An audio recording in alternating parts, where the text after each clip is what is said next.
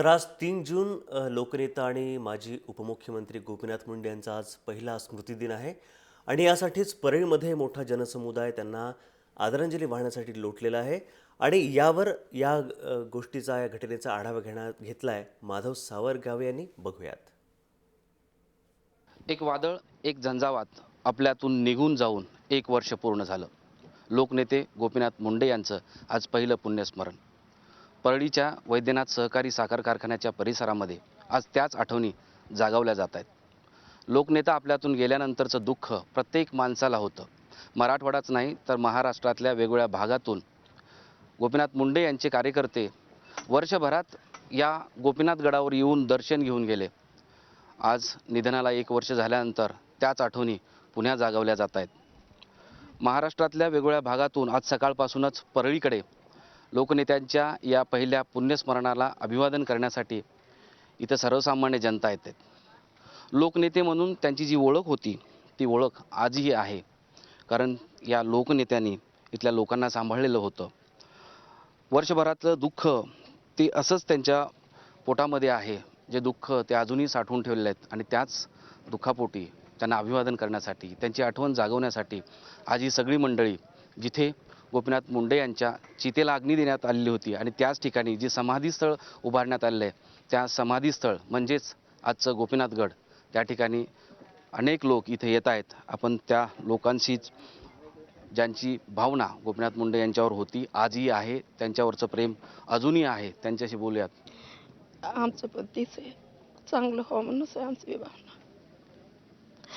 आपल्याला हृदय फुटत आहे. अजून आठवण येत असेल?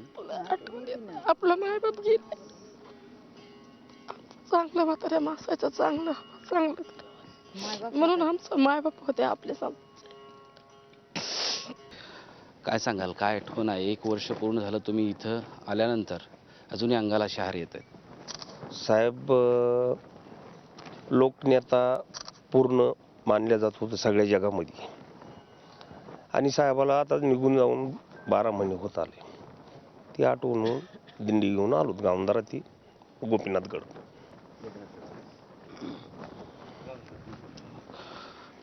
सगळेच गोपीनाथ गडावर त्याच एक आठवण म्हणून आणि ती आठवण जागवण्यासाठी इथं आले. तुम्ही काय, तुमची आठवण काय?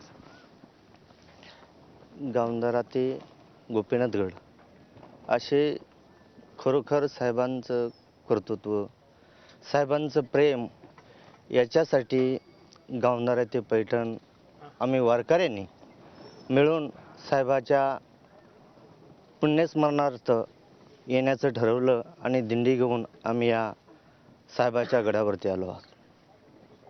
साहेब म्हणजे एक डहाण्या वाघ होता. साहेबाचं एकच वैशिष्ट्य आहे, त्यांच्याकडे जात पात काही नव्हता, कुण्या धर्माचा असो, कुण्या भ्याचा असो. आणि ज्यावेळेस साहेब निवडून आले, पहिले निवडून आले त्यावेळेस त्यांनी गडावर गेले. तर गडावरून बघा योग कसा असतो, ती माणूस म्हणतं बोलण्याला तोलण्याला एकच येतं, तसं एक योग येतो. तर सानप साहेब म्हणले, साहेब मुंडे साहेब तुम्हाला काय दिसतं निवडून आलो गडावरून आज? ती म्हणले, आज मला गडावरून माझी पंकजा दिसते. म्हणजे बघा किती मुलीवर प्रेम होतं. आणि वाघीण बी ते रणरागिणी पहाडकी नागिन निघाली पंकजा म्हणजे आज तिनं. बरोबर, इथे आठवणी जागवल्या जात आहेत. वारकरी अभिवादन अशा पद्धतीनं या भजनाच्या माध्यमातून आज सकाळपासून इथे गोपीनाथ गडावर इथं आठवण जात आहे. खरं तर डोळ्यात अश्रू आहेत आणि हे अश्रू वर्षभरात ते पुसू शकले नाहीत आणि तो अश्रूचा बांध आज फुटताना दिसतो आहे. महाराष्ट्रातल्या वेगवेगळ्या भागातून आज गोपीनाथरावांचे चाहते, त्यांचे कार्यकर्ते, त्यांचे समर्थक, त्यांच्यावर प्रेम करणारे प्रत्येक जण इथं गोपीनाथ गडावर येऊन दर्शन घेतो आहे. कारण गोपीनाथरावांच्या अनेक आठवणी आहेत आणि त्या आठवणी जागवल्या तर अनेक वर्ष हा लढाऊ नेता, हा लढाऊ वाण्याचा नेता, हा लोकनेता आपल्यात कायम घर करून राहील असा एक विश्वास प्रत्येकाला वाटतो. जर्नलिस्ट महेश वाघसह माधव सावरगावे, जय महाराष्ट्र, परळी.